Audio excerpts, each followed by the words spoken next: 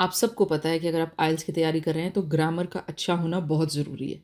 आज IELTSIDPindia.com से हम एक ब्लॉग लेकर आए हैं जहां उन्होंने सम अप किए हैं common grammar mistakes in IELTS writing. जो आम तौर पे मिस्टेक्स होती हैं आइल्स राइटिंग में, उनको यहाँ पर लिखा गया है। ठीक है, उनका मेंशन है। हम इस लिस्ट को गो थ्रू करेंगे। आप देखिए, अगर ये मिस्टेक्स आप भी करते हैं तो प्लीज़ अपनी मिस्टेक्स पे वर्क कीजिए। इसको देखते हैं। There are 4 modules of the IELTS test, listening, reading, writing and speaking, out of which the IELTS writing module is an essential component of the test that requires you to demonstrate your language proficiency and writing skills. इस paragraph में कुछ ऐसा नहीं लिखा, सिर्फ इतना ही लिखा है जो मैंने आपसे अभी कहा कि बहुत ज़रूरी है ग्रामर की नॉलेज, और साथ ही कुछ कॉमन मिस्टेक्स हैं जो लोग करते रहते हैं, है ना। मैं हमेशा कहती हूँ कि ऐसी 80-20 का रूल फॉलो करते हैं, और ऐसी कुछ मिस्टेक्स पे आप वर्क कर लीजिए जो बहुत कॉमन है, तो आपका बहुत सारे जो आपके मिस्टेक्स हैं वो ठीक हो जाएंगे। ठीक है, सबसे पहला उन्होंने आइडेंटिफाई किया है subject verb agreement. Okay, in a sentence the subject, who or what the sentence is about, and the verb, the action or state of being must match or agree। देखिए, आपको एक सिंपल सेंटेंस का structure पता है। Subject के साथ एक verb होता है। ठीक है, मल्टीपल वर्ब्स हो सकते हैं, मल्टीपल सब्जेक्ट्स हो सकते हैं। मैं एक सिंपल सेंटेंस की बात कर रही हूँ जो बहुत ही बेसिक सेंटेंस मुझे कहना चाहिए, सिंपल नहीं। सब्जेक्ट क्या होता है? हु और वॉट, या तो कोई जीव या कोई ऐसी शय जिसके बारे में सेंटेंस लिखा गया है, और साथ ही एक वर्ब होता है। हम सब जानते हैं वर्ब क्या है। अगर हम यहाँ तक आए तो हम सबको पता है वर्ब किसे कहते हैं। जब सब्जेक्ट सिंगुलर होता है तो वर्ब भी सिंगुलर होता है, और जब सब्जेक्ट प्लूरल होता है तो दोनों सब्जेक्ट और वर्ब प्लूरल होते हैं। इन्होंने कुछ एग्जाम्पल्स दिए हैं, आप जल्दी से इन्हें गो थ्रू कर सकते हैं, नहीं तो इस सेक्शन को स्किप भी कर सकते हैं। इस वीडियो को बनाने का सारा मकसद ये है कि आप ये जानें और देखें कि लोग क्या कॉमन मिस्टेक्स करते हैं, और ये मिस्टेक्स अगर आपकी एक बार होती है तो बार बार होने के चांसेस होते हैं, और फिर उन्हें ठीक करें। The man has 10,000 books in his library. The subject man is singular, so the verb has is also singular. She dances in the competition.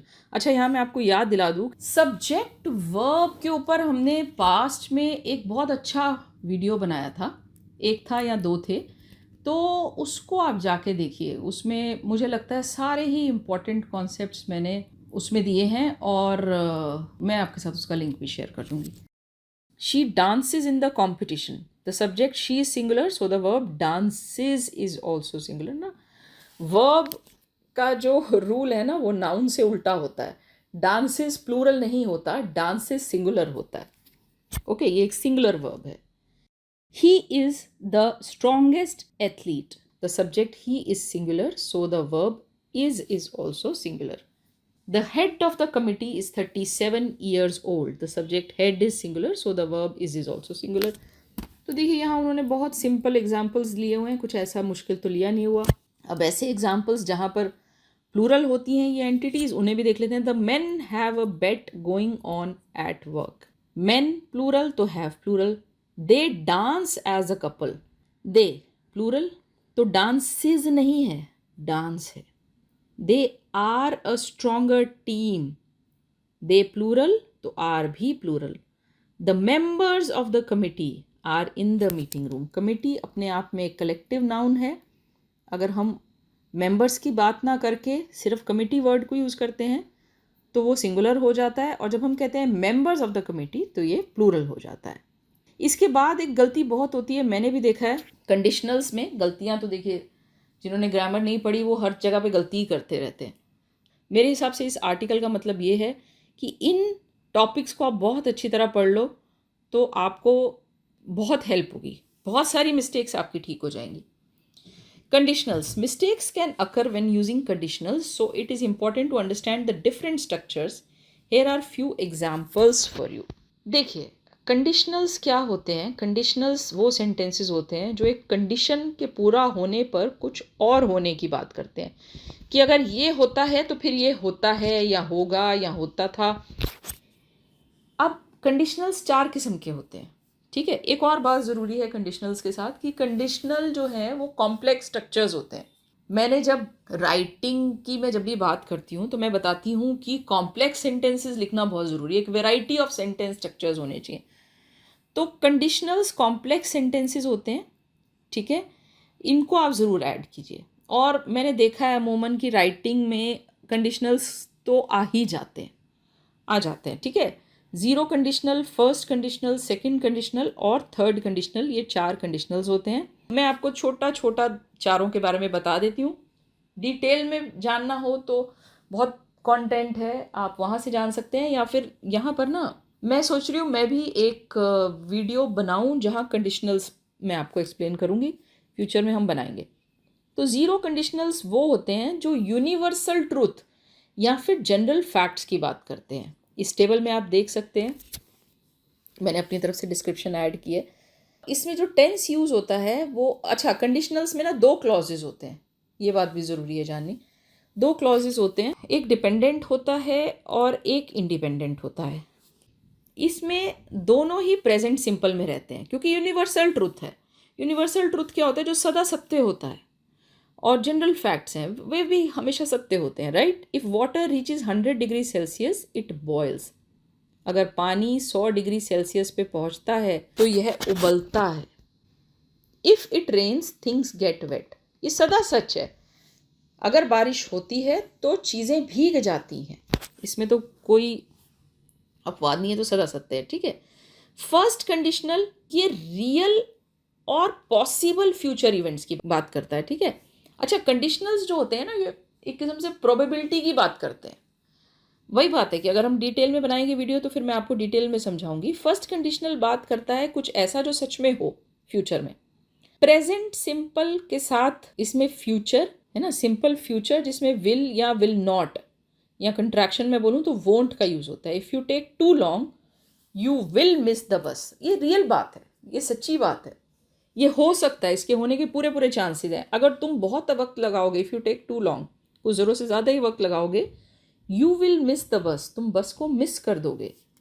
I won't participate if it's not fair. अगर यह fair, यहाँ पे मतलब justice नहीं होता, fair नहीं है, तो मैं पार्टिसिपेट नहीं करूँगा। आप देख रहे हैं कि दोनों में एक एक क्लॉज सिंपल प्रेजेंट में है, प्रेजेंट सिंपल में है, और दूसरे क्लॉज में फिर एक फ्यूचर इवेंट की बात हो रही है कि अगर ये होगा, अगर ये होता है तो मैं ऐसा करूँगा। अगर फेयर नहीं रहता सब कुछ तो मैं पार्टिसिपेट नहीं करूँगा।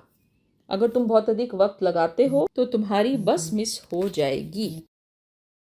सेकंड कंडीशनल क्या होता है? ये हाइपोथेटिकल, कुछ ऐसा जो नहीं होने वाला, ठीक है, उसके बारे में यूज होता है। इसमें पास्ट सिंपल टेंस होता है और फिर साथ में वुड या वुड नॉट या वुडंट का यूज होता है। If I were a cat I would sleep all day. अगर मैं एक बिल्ली होती मैं सारा दिन सोती। I would travel around the world if I won the lottery. देखिए, प्रेजेंट और फ्यूचर के कुछ ऐसे चीजें जो हो नहीं सकती है ना, तो ना तो मैंने लॉटरी जीती ना मैं घूम सकती, तो इस तरह के सेंटेंसेस कंडीशनल्स में आ जाते हैं और सेकंड कंडीशनल हो जाता है ये।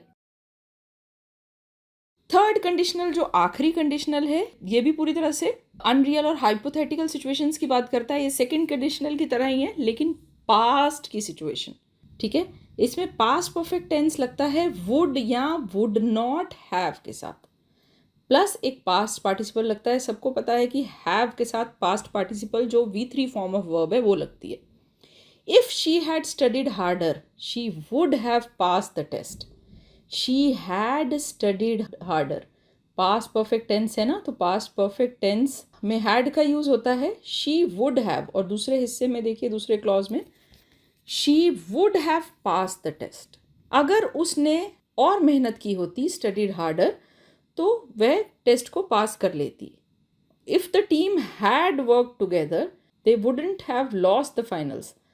अगर टीम ने इकट्ठे काम किया होता तो वो फाइनल्स नहीं लूज करते, ठीक है। इसके अलावा एक मिक्स्ड कंडीशनल का कॉन्सेप्ट होता है। सबसे पहले तो आपको कंडीशनल्स ही समझने पड़ेंगे, उसके बाद मिक्स्ड कंडीशनल तक आप पहुंचेंगे।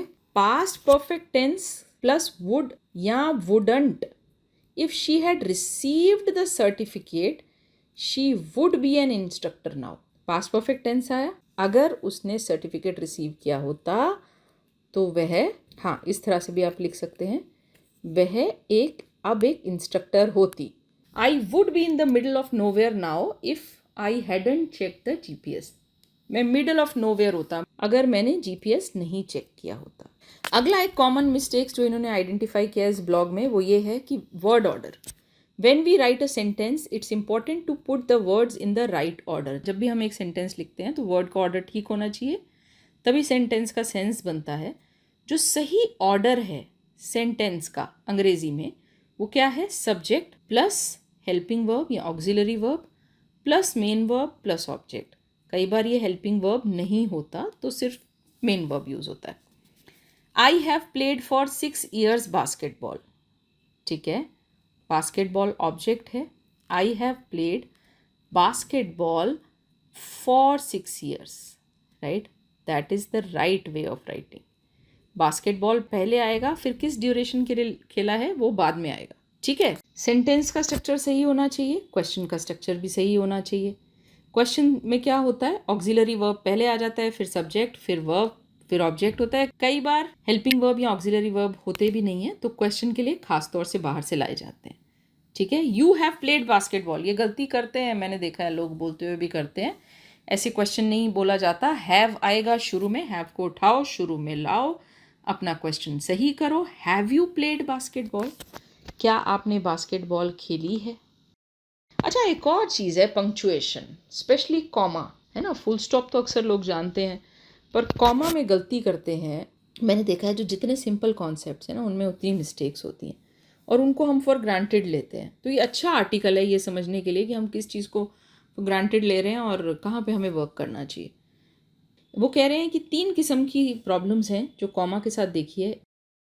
एक है ओवर यूज़ ऑफ कॉमा, कुछ ज़रूरत से ज़्यादा यूज़ कर देते हैं। कभी कभी कॉमा गलत यूज़ करने से ना सेंटेंस का मीनिंग नहीं चेंज होता, बट कभी कभी बहुत फ़नी हो जाता है सेंटेंस। ओके, अगर देखिए डिपेंडेंट और इंडिपेंडेंट क्लॉज इस तरह से आ रहे हैं कि अगर पहले इंडिपेंडेंट क्लॉज आता है और बाद में डिपेंडेंट, ठीक है, तो फिर कॉमा नहीं आता। बट अगर पहले डिपेंडेंट आता है और फिर इंडिपेंडेंट आता है तो कॉमा आता है। जैसे अब इसको देखिए, the house plant died because I didn't water it. कई बार मेरे स्टूडेंट्स भी बिकॉज से पहले कॉमा लगा देते हैं, नहीं लगता। A comma is not necessary when 2 parts of a sentence complete each other. 2 parts हैं सेंटेंस के, एक सेंटेंस को पूरा कर रहे हैं। You either follow my rules और यू लीव माई हाउस, या तो तुम मेरे रूल्स फॉलो करो या मेरा घर छोड़ो। ये 2 हिस्से हैं एक ही सेंटेंस के, कोई ज़रूरत नहीं है कॉमा की, ठीक है। फिर वो कह रहे हैं कि कई बार कॉमा मिसिंग भी हो जाता है। अगर एक ट्रांजिशनल वर्ड है या फ्रेज है या क्लॉज है तो फिर कॉमा यूज़ होगा। एग्जाम्पल लेते हैं इसका। Example, unfortunately it didn't work out, on the other hand. इसके भी कई एग्जाम्पल्स हो सकते हैं। On the other hand, comma, social media has some benefits. Once the timer has finished, comma, please put down your pencil. Commas are necessary when separating 2 independent clauses in a compound sentence. Compound sentences जिनमें आप fan boys का use करते हैं। Fan boys क्या होते हैं? FANBOYS। F stands for, A for and, N for nor, B for but, O for or, Y for yet, S for so। इनका use करके जब आप 2 इंडिपेंडेंट क्लॉजेस को ज्वाइन करते हैं तो फैन बॉयज़ में से जो भी आप यूज़ कर रहे हैं उससे पहले कॉमा होता है। The women jumped on the scooter, comma, and she drove towards the station. देखिए इन्होंने बहुत छोटे में ये आर्टिकल लिखा है बट कॉमा कई जगह यूज़ होता है, ठीक है। तो मुझे लगता है एक पंक्चुएशन पे भी हम लोग 1-2 वीडियोस बनाएंगे फ्यूचर में, नहीं तो एक पंक्चुएशन लेकर भी मुझे लगता है कि हम बना सकते हैं। That will make. Okay, next है कॉमा स्प्लाइस। देखिए कॉमा स्प्लाइस क्या होता है? जब 2 पूरे सेंटेंसेस, कई बार मैंने देखा है मेरे स्टूडेंट्स इन्हें ज्वाइन कर देते हैं या 2 इंडिपेंडेंट क्लॉजेस को ज्वाइन करते हैं सिर्फ एक कॉमा की हेल्प से, ठीक है।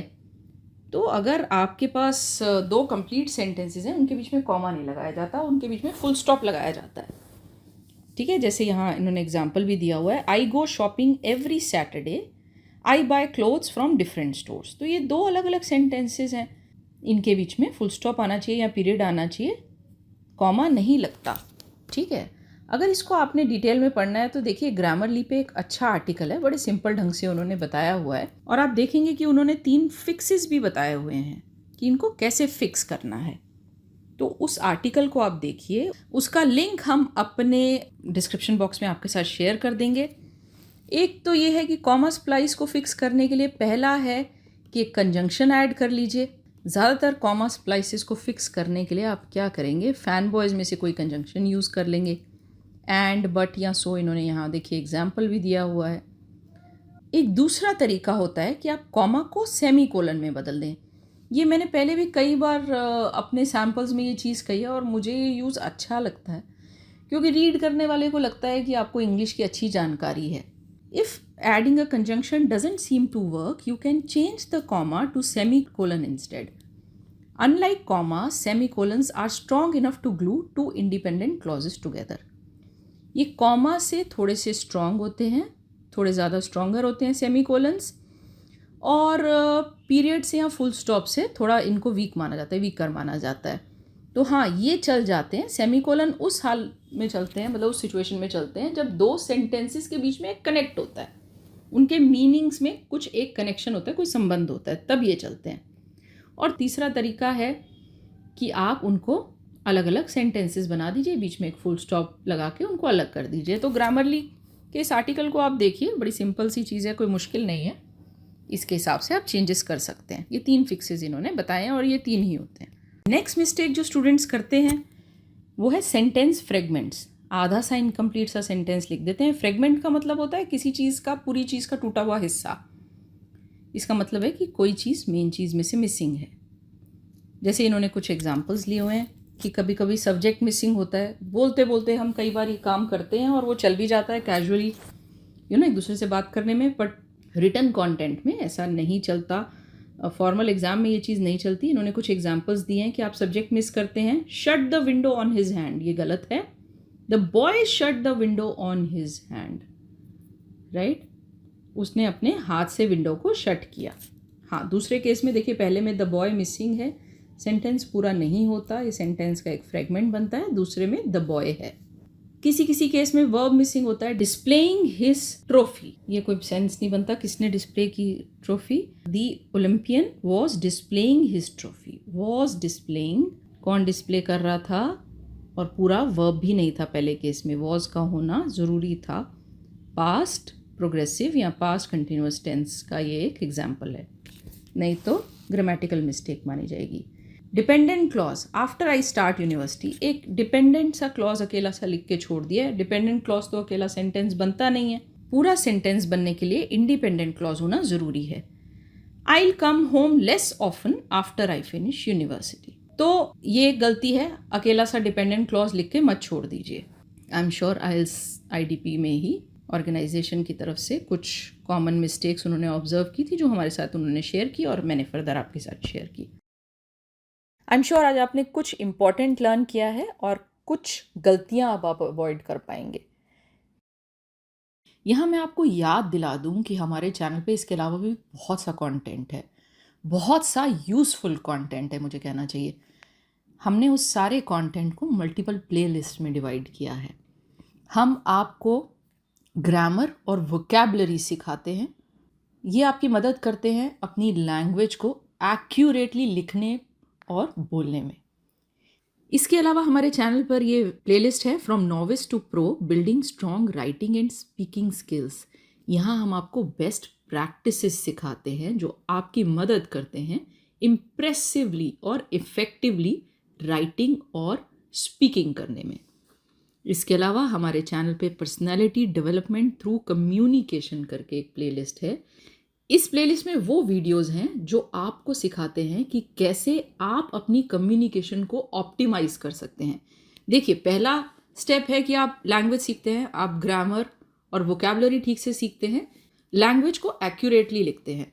सेकेंड स्टेप है कि आपकी राइटिंग और स्पीकिंग थोड़ी इम्प्रेसिव हो जाती है। वो टिप्स हम आपको देते हैं from novice to pro, building strong writing and speaking skills वाली अपनी प्लेलिस्ट में। इसके सभी वीडियोस इंग्लिश में हैं। उसके बाद जो नेक्स्ट स्टेप है कि कैसे आप अपने कम्युनिकेशन को ऑप्टिमाइज कर सकते हैं, उससे रिलेटेड जो वीडियोस हैं वो सब के सब पर्सनैलिटी डेवलपमेंट थ्रू कम्युनिकेशन हमारी इस प्लेलिस्ट में है। ऑप्टिमाइज करने से मेरा मतलब है कि आप अपनी कम्युनिकेशन स्किल्स की मदद से एक पर्टिकुलर सिचुएशन में से बेस्ट आउटपुट निकाल सकते हैं। ये प्लेलिस्ट आपको सिखाती है कि कैसे आप अपनी पर्सनल लाइफ को पीसफुल और प्रोफेशनल लाइफ को पीसफुल करने के साथ साथ उसमें ग्रोथ इंश्योर कर सकते हैं। इसके अलावा आपको हमारे चैनल पे आयल्स से रिलेटेड बहुत सा कंटेंट मिल जाता है। आप अभी जाइए और हमारी इन प्लेलिस्ट को ब्राउज़ कीजिए। अगर आपको हमारा मटेरियल यूज़फुल लगता है, and I can assure you हमारा मटेरियल यूज़फुल है, तो आप हमारे वीडियो को लाइक कीजिए, अपने कमेंट्स छोड़िए, अपने दोस्तों और फैमिली मेम्बर्स के साथ शेयर कीजिए। हम आपसे जल्द ही मिलेंगे अपने नेक्स्ट वीडियो के साथ। Bye bye, see you soon.